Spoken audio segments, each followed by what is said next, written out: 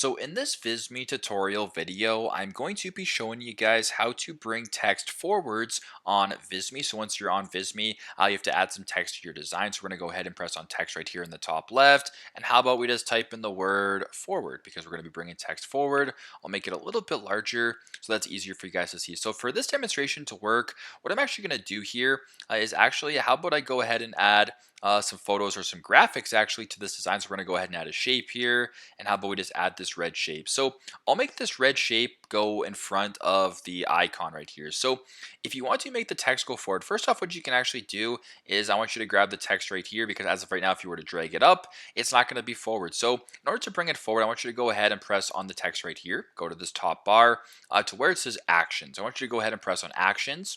Not actually where it says actions. I want you to go ahead, arrange, not actions. Press on arrange, and you can go ahead to where it says bring to front or bring forward. So if you want to go bring to front, it brings it to the front of all the things. If you want to go bring forward, it just brings it forward to what you last put. So we're going to go ahead and press on bring forward right here.